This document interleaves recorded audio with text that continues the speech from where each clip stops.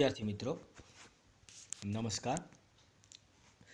ધોરણ 6 અને 7 બંનેની અંદર પૂછી શકાય એવા નિબંધો છે એનો અભ્યાસ આપણે શરૂ કરી રહ્યા છીએ.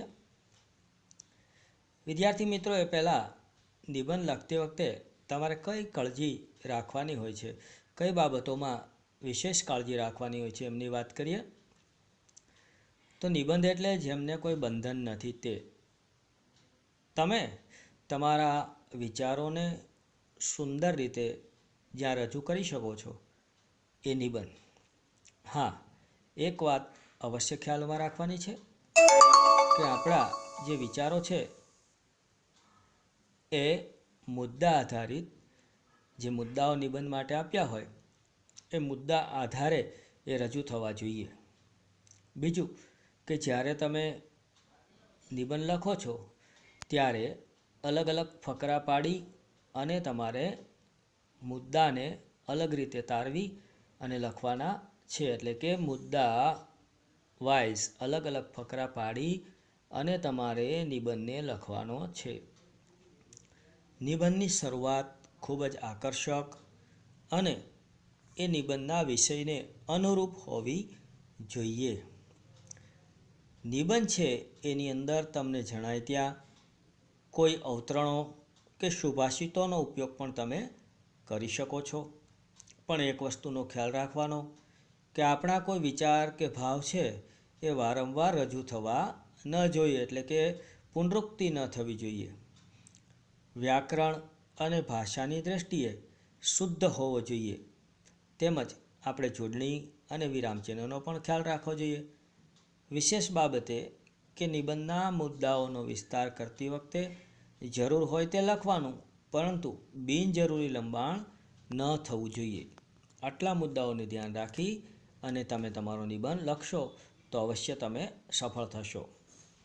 તો મિત્રો, આજે આપણે આ નિબંધોના અંદર પહેલો જે નિબંધ છે વર્ષા ઋતુ, એમના ઉપર નિબંધ તમને હું સમજૂતી આપું છું. PDF મૂકી છે, આપ જોતા જજો. ઉનાળો પૂરો થાય પછી વર્ષા ઋતુ શરૂ થાય છે. આકાશમાં ગડગડાટ, વીજળીના ચમકારા અને પવનના સુસવાટા સાથે મેઘરાજાની સવારી આવી પહોંચે છે. મુશળધાર વરસાદ તૂટી પડે છે. ચારે બાજુ પાણી પાણી થઈ જાય છે. લોકો ખુશખુશાલ થઈ જાય છે. બાળકો પાણીમાં છબછબિયા કરવા માટે ઘરની બહાર દોડી જાય છે. મોર કળા કરીને નાચે છે. દેડકા ડ્રાઉં ડ્રાઉં કરે છે અને ચારે બાજુ ભીની જમીનની સુગંધ ફેલાઈ જાય છે. વૃક્ષો ખીલી ઉઠે છે. લોકો છત્રી ઓઢીને કે રેઇનકોટ પહેરીને ઘરની બહાર નીકળે છે. વાતાવરણમાં નવી તાજગી અને નવો ઉમંગ એ જોવા મળે છે. વરસાદ શરૂ થતાં પેરેગ્રાફ પાડીએ છીએ આપણે. હવે પેરેગ્રાફ પાડીને પછી બીજા મુદ્દા ઉપર આપણે જઈએ છીએ. વરસાદ શરૂ થતાં ખેડૂતો રાજી રાજી થઈ જાય છે. તેઓ ખેતર ખેડે છે, વાવણી કરે છે. થોડા દિવસો પછી ખેતરમાં અનાજના છોડ ઉગે છે. ચોમેર લીલી છમ ઘાસથી ધરતી માતાએ લીલી સાડી પહેરી હોય ને એવું લાગે છે. કૂવા, તળાવ, નદી અને નાળામાં વરસાદનું નવું પાણી આવે છે. અહીંયા આપણો આ બીજો પેરેગ્રાફ પૂર્ણ થાય છે. ત્રીજો પેરેગ્રાફ જોઈએ. જરૂર કરતાં વધારે વરસાદ પડે તેને અતિવૃષ્ટિ કહે છે. અતિવૃષ્ટિ થાય ત્યારે નદી નાળા છલકાઈ જાય છે. ખેડૂતોનો પાક ધોવાઈ જાય છે. કાચા મકાનો તૂટી પડે છે. ઘર વખરી અને ઢોર ઢાંખર પાણીમાં તણાઈ જાય છે. તેને લીલો દુકાળ કહે છે. વરસાદ સાવ ઓછો પડે તો અનાજ પાકતું નથી, ઘાસ ઉગતું નથી, ધીમે ધીમે જળાશયોના પાણી સુકાવા માંડે છે. તેને સૂકો દુકાળ કે અનાવૃષ્ટિ કહે છે. અહીંયા આપણો આ ત્રીજો પેરેગ્રાફ પૂર્ણ થયો. હવે ચોથો પેરેગ્રાફ જોઈએ. વર્ષા ઋતુમાં રક્ષાબંધન, નાગ પાંચમ, શીતળા સાતમ, જન્માષ્ટમી, ગણેશ ચતુર્થી, નવરાત્રિ અને દિવાળી જેવા તહેવારો આવે છે. લોકો આનંદ અને ઉલ્લાસથી આ તહેવારો ઉજવે છે. અહીંયા આપણો આ ચોથો પેરેગ્રાફ પૂર્ણ થયો. છેલ્લો પેરેગ્રાફ. વર્ષા ઋતુ પ્રાણી માત્રના જીવનનો આધાર છે. તેથી જ લોકો એને એને ઋતુઓની રાણી કહે છે. તો અહીંયા આપણો આ નિબંધ આપણે પૂર્ણ કર્યો. બીજો નિબંધ છે મને શું થવું ગમે. મિત્રો, દરેકની કંઈક ને કંઈક અપેક્ષા હોય છે. કોઈને શિક્ષક થવું હોય છે, કોઈને ડૉક્ટર થવું હોય છે, કોઈને વકીલ થવું હોય છે, કોઈને વળી કંઈ બીજું થવું હોય છે, વેપારી થવું હોય છે, ઉદ્યોગપતિ થવું હોય છે. તમને શું થવું ગમે એ તમારે આમાં નોંધવાનું છે.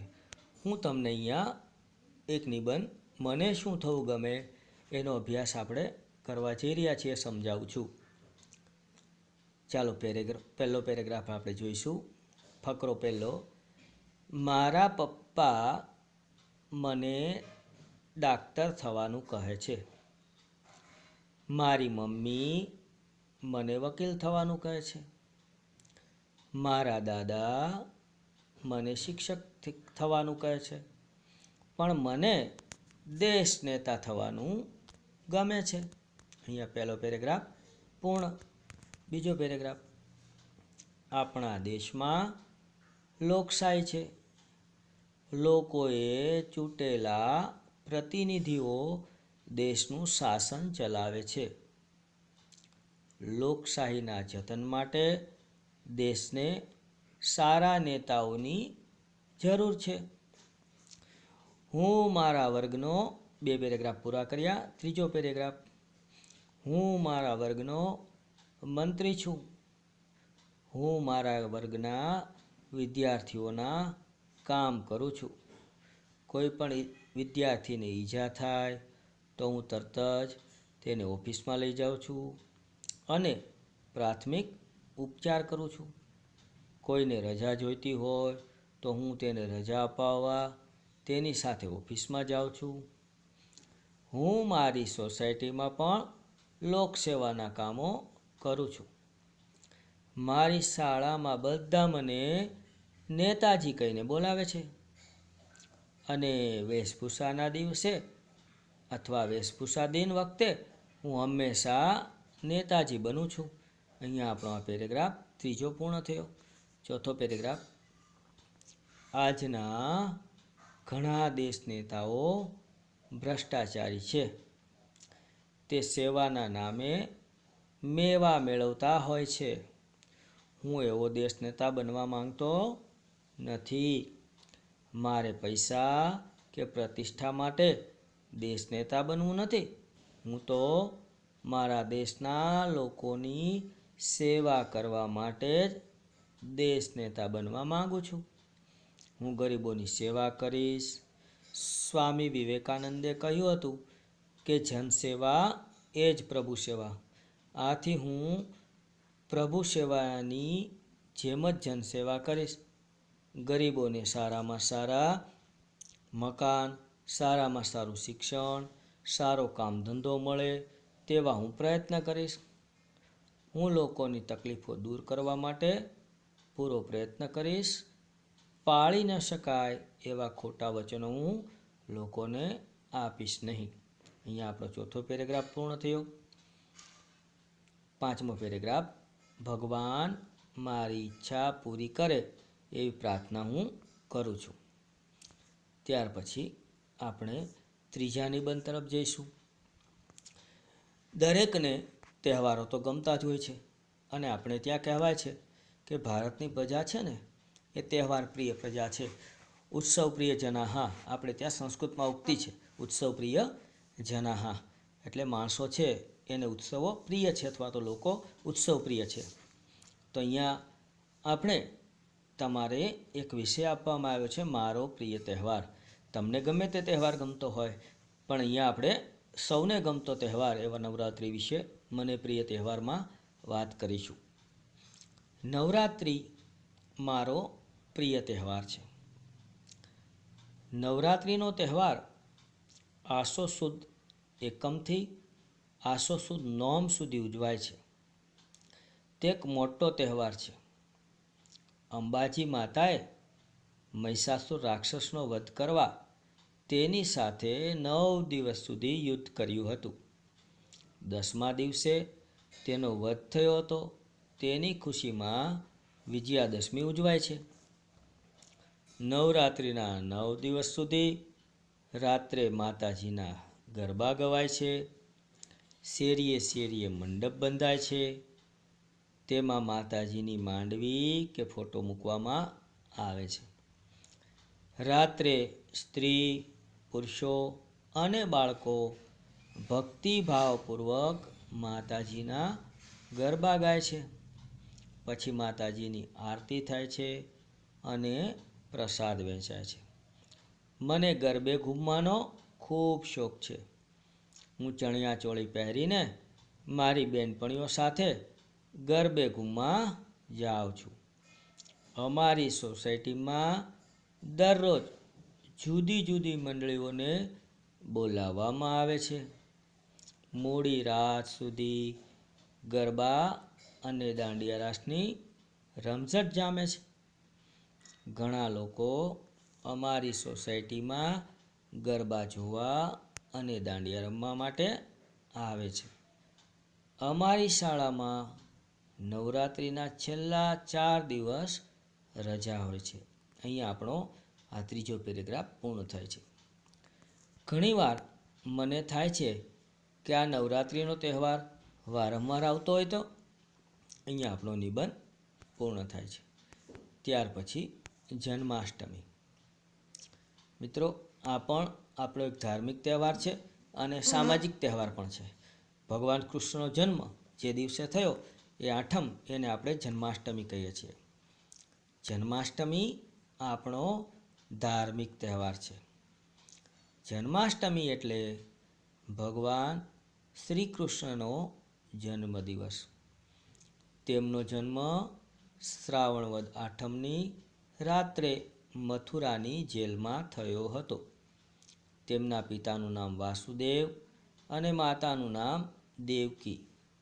દેવકીનું 8મું સંતાન કંસનો નાશ કરશે એવી ભવિષ્યવાણીથી ગભરાઈને કંસે વાસુદેવ અને દેવકીને જેલમાં પૂર્યા હતા. મધરાતે શ્રી કૃષ્ણનો જન્મ થયો. પછી શ્રી વાસુદેવ કૃષ્ણને કંસના અત્યાચારથી બચાવવા માટે ગોકુળમાં નંદરાજાને ઘેર મૂકી આવ્યા અને જશોદાની દીકરીને પોતાની સાથે લઈ આવ્યા. તેથી શ્રી કૃષ્ણના જન્મદિવસને ગોકુળ અષ્ટમી પણ કહે છે. અહીંયા આપણો આ પેરેગ્રાફ પૂર્ણ થયો. નવો પેરેગ્રાફ. જન્માષ્ટમીનો તહેવાર ખૂબ ધામધૂમથી ઉજવાય છે. આ દિવસે લોકો ઉપવાસ કરે છે. મંદિરોને શણગારવામાં આવે છે. ત્યાં રાત્રે ભજન કીર્તન થાય છે. રાતના 12 વાગ્યે કૃષ્ણ જન્મ થતાં લોકો નાચે છે, કૂદે છે, ગુલાલ ઉડાડે છે અને ગાય છે, નંદ ઘેરા આનંદ ભયો, જય કનૈયા લાલ કી. પછી પંજરીનો પ્રસાદ વહેંચાય છે. લોકો પારણામાં ઝૂલતા બાલકૃષ્ણના દર્શન કરે છે. કેટલાક સ્થળે મેળો ભરાય છે. લોકો હોંશથી મેળામાં જાય છે અને ત્યાં આનંદ કરે છે. મહારાષ્ટ્રમાં ઠેર ઠેર ગોરસ ભરેલી મટકી ફોડવાનો કાર્યક્રમ યોજવામાં આવે છે. અહીંયા આપણે આપણો પેરેગ્રાફ પૂર્ણ કરીએ છીએ. નવો પેરેગ્રાફ. શ્રી કૃષ્ણને ગોપીઓ અને ગાયો ખૂબ પ્રિય હતા. તેમણે મથુરાના રાજા કંસનો વધ કરીને તેમના માતા પિતાને તેમજ અનેક રાજાઓને કંસની કેદમાંથી છોડાવ્યા હતા. તેમને કાળી નાગને નાથ્યો હતો. તેમણે મહાભારતના યુદ્ધ વખતે અર્જુનનો રથ હાંક્યો હતો અને કુરુક્ષેત્રના મેદાન પર અર્જુનને ઉપદેશ આપ્યો હતો. આ ઉપદેશ ગીતા નામના પુસ્તકમાં સચવાયેલો છે. ગીતા હિન્દુ ધર્મનું શ્રેષ્ઠ પુસ્તક ગણાય છે. અહીંયા આપણો પેરેગ્રાફ પૂર્ણ થાય છે. આપણે ગીતાનો ઉપદેશ વાંચીએ અને તેને આપણા જીવનમાં ઉતારીએ. હવે મિત્રો, જે હમણાં જ આપણે ઉજવ્યો છે એવો બાળકોને ગમતો સૌથી પ્રિય તહેવાર એટલે કે ઉત્તરાયણ. એ ઉત્તરાયણની વાતો આપણે હવે કરવા જઈ રહ્યા છીએ. ઉત્તર અયન એટલે ઉત્તરાયણ. જ્યારે સૂર્ય પોતાની રાશિ છે એ બદલે છે, એટલે કે સૂર્ય પોતે મકર રાશિમાં, ધનુ રાશિમાંથી મકર રાશિમાં પ્રવેશ કરે છે, એને આપણે ઉત્તરાયણ કહીએ છીએ. તો આવા ઉત્તરાયણના તહેવાર વિશે આપણે આ નિબંધમાં ચર્ચા કરીશું. ઉડે છે મારો પતંગ ઊંચે ઊંચે પેલા વાદળને સંગ. ઉડે છે મારો પતંગ ઊંચે ઊંચે પેલા વાદળને સંગ. દર વર્ષે 14મી જાન્યુઆરીના રોજ મકર સંક્રાંતિનો તહેવાર ઉજવવામાં આવે છે. તે અબાલ વૃદ્ધ સૌને પ્રિય તહેવાર છે. પહેલો પેરેગ્રાફ આપણે અહીંયા પૂર્ણ કરીએ છીએ. આ દિવસે સૂર્ય મકર રાશિમાં પ્રવેશે છે, તેથી એને મકર સંક્રાંતિ કહે છે. આ દિવસથી સૂર્ય ઉત્તર તરફ પ્રયાણ કરતો હોવાથી તેને ઉત્તરાયણ પણ કહે છે. દિવાળી, પેરેગ્રાફ પૂરો. દિવાળી પછી તરત જ ઉત્તરાયણની તૈયારીઓ શરૂ થઈ જાય છે. પતંગ બનાવવાની અને દોરા રંગવાની પ્રવૃત્તિઓ શહેરોમાં ધમધમી ઉઠે છે. મકર સંક્રાંતિની આગલી રાતે બજારોમાં ઘણી ભીડ જોવા મળે છે. સૌ યુદ્ધની તૈયારી કરતા હોય તેમ પતંગોના કિન્ના બાંધવામાં લાગી જાય છે. અહીંયા આપણો આ પેરેગ્રાફ પૂર્ણ થાય છે. પછીનો પેરેગ્રાફ. મકર સંક્રાંતિના દિવસે વહેલી સવારથી જ આકાશમાં પતંગ યુદ્ધ શરૂ થઈ જાય છે. આકાશ રંગબેરંગી પતંગોથી છવાઈ જાય છે. ઠેર ઠેરથી કાંટા કાંટા, લપેટ લપેટની બૂમો સંભળાય છે. સ્પીકરોનો ઘોંઘાટ વાતાવરણને ગજવી મૂકે છે. પતંગ રસિયાઓ પતંગ ચગાવવાનો પૂરેપૂરો આનંદ માણે છે. પેરેગ્રાફ પૂર્ણ. નવો પેરેગ્રાફ. આ તહેવારનું ધાર્મિક મહત્ત્વ પણ છે. આ દિવસે ગાયોને બાજરીની ઘૂઘરી અને ઘાસ નીરવામાં આવે છે. નીરવું એટલે નાખવું. લોકો તલના લાડુમાં સિક્કા પૂરીને લાડુ દાનમાં આપે છે. તે ગુપ્ત દાનનો મહિમા દર્શાવે છે. આ દિવસે લોકો શેરડી, બોર અને તલ સાંકળી ખાય છે. ત્યાર પછીનો પેરેગ્રાફ. કેટલાક લોકોને પતંગ ચગાવવા કરતાં પતંગ લૂંટવામાં વધુ રસ પડે છે.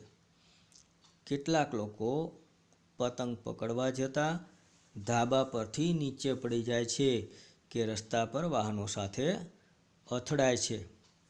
કેટલાક લોકો રાત્રે, અહીંયા આપણે પેરેગ્રાફ બદલીએ છીએ. કેટલાક લોકો રાતે તુક્કલ એટલે કે ફાનસ, આપણે દેશી ભાષામાં કહીએ છીએ, એ ચગાવે છે અને બીજા દિવસે વાસી ઉત્તરાયણ મનાવે છે. આમ મકર સંક્રાંતિ સૌને આનંદ આપનારો તહેવાર છે. તો મિત્રો, અહીંયા જે આપણે નિબંધો તમને ભણાવ્યા છે એને સારી રીતે તૈયાર કરજો અને આ નિબંધો છે એમાંથી કોઈક નિબંધ તમને પરીક્ષામાં ઉપયોગી થશે એવી આશા રાખું છું. વિદ્યાર્થી મિત્રો, ફરી પાછા આપણે નવા તાસમાં વાર્તાલેખન તરફ આગળ વધીશું અને વાર્તાલેખન સાથે મળીશું. આભાર. અસ્તુ.